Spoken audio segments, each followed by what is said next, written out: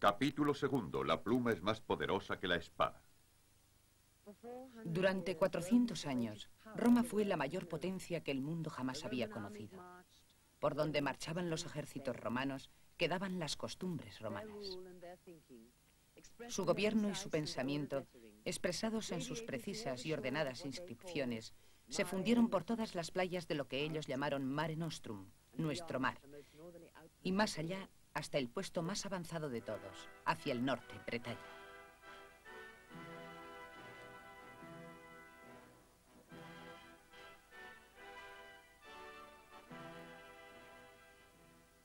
El muro de Adriano, que llegó a medir más de 5 metros de alto y más de 115 kilómetros de longitud, se extendía a lo largo del cuello del norte de Bretaña.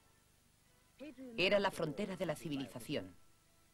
Adriano construyó el muro, según cuentan sus biógrafos, para separar a los romanos de los bárbaros.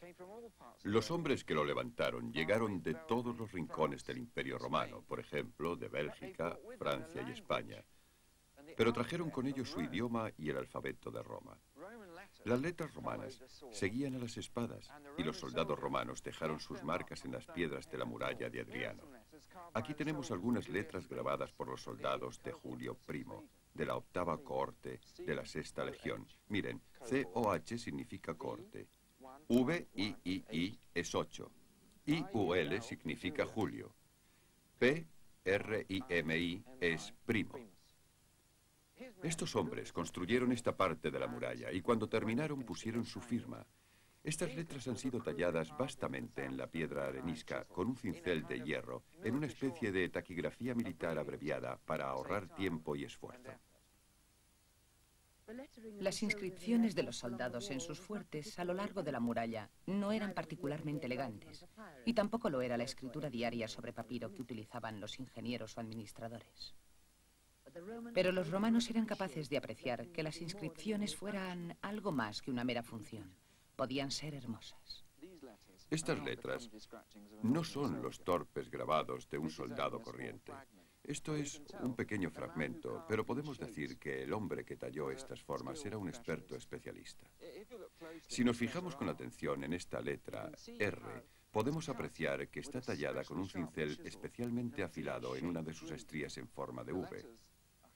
Las letras son lo bastante bonitas para embellecer los muros de la propia Roma y han sobrevivido mucho después de que el Imperio Romano pasara a la historia.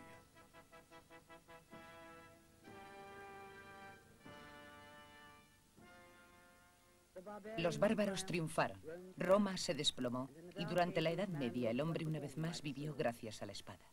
La escritura en Europa por poco desapareció. Pero sobrevivió en Iona.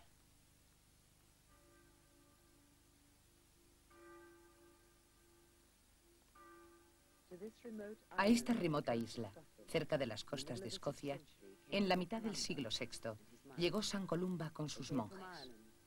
Venían de Irlanda, abrazados a los evangelios cristianos que copiarían para difundir sus creencias y mantener viva su religión.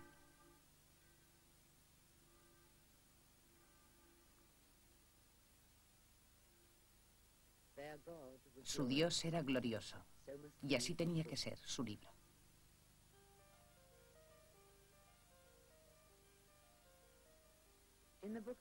En el libro de Kell, la gloria de su caligrafía alcanzó su cima.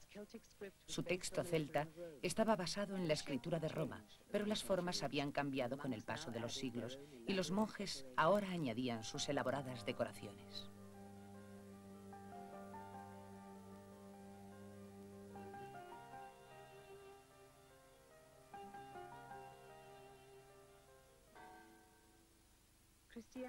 La cristiandad se convirtió en el guardián de la escritura.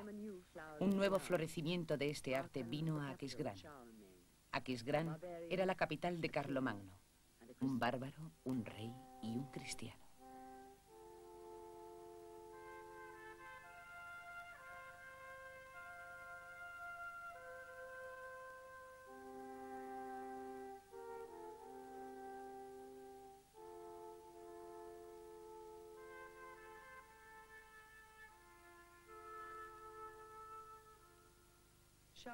Carlomagno era un guerrero que quería llegar a ser un hombre de letras.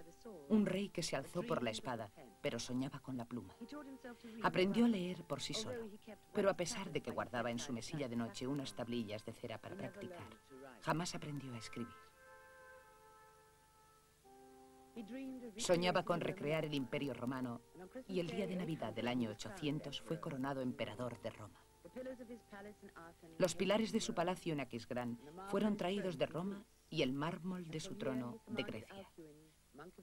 Y aquí fue donde nombró a Alcuino, monje de York, su bibliotecario y maestro, y le ordenó copiar no solo textos religiosos, sino todos los trabajos científicos y literarios del mundo griego y romano que habían sobrevivido.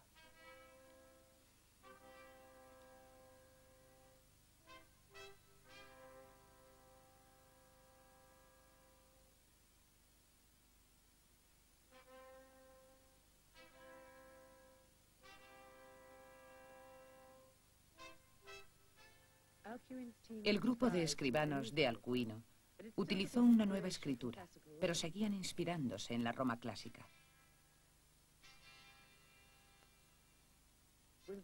Tenían que copiar tantísimos volúmenes que tuvieron que encontrar a la fuerza un tipo de escritura más corriente.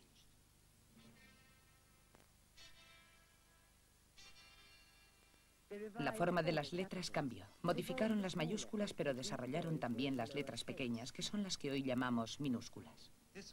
Este era el estilo utilizado por los escribanos de Carlomagno. Derivó de las formas de las letras mayúsculas romanas. Está basado en una letra O casi circular y tiene unas claras y hermosas volutas. Sirvió como inspiración a los escribanos durante cientos de años. Y el estilo es una forma de letra abierta, redonda, clara, con firmes arcos y volutas que combinan a la vez la viveza y la fuerza, lo que explica por qué todavía es, después de todos estos años, uno de los más bonitos y delicados alfabetos que jamás se hayan visto.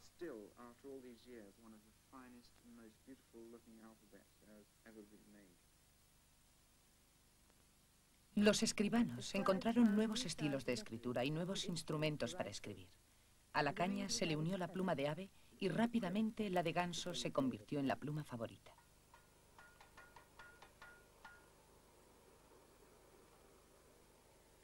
Los escribanos actualmente siguen utilizando las mismas herramientas que usaban para escribir en tiempos de Carlomagno.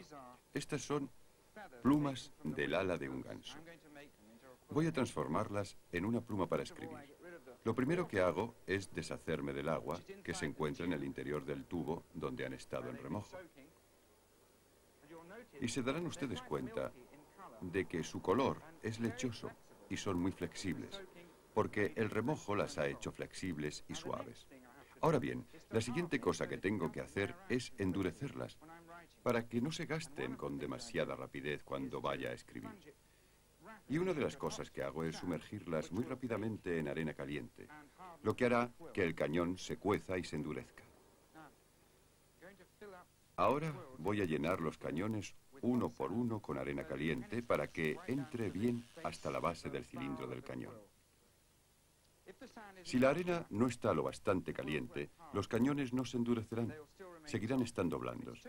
Y si está demasiado caliente, bueno, entonces se quemarán, se rizarán y estropearán en los extremos. Entonces, después de haberlos llenado, los extiendo y los sumerjo en la arena, dentro, fuera. Hay que controlar. Puedo verlo al instante. Se están quemando por un extremo. Esto significa que están en su punto, dentro y fuera. No hay que dejarlos en la arena demasiado tiempo y tengo que limpiarlos. Eliminar la arena. Y después cojo con rapidez un paño, un trapo y limpio el cañón, eliminando los últimos rastros de cutícula o membrana que suelen estar en el interior del mismo. Algo muy espectacular le ha ocurrido al cañón. Está mucho más claro en comparación con el color que tenía antes de empezar esta operación. Se puede ver muy fácilmente la diferencia. Las plumas han cambiado por completo. Ahora están transparentes y duras.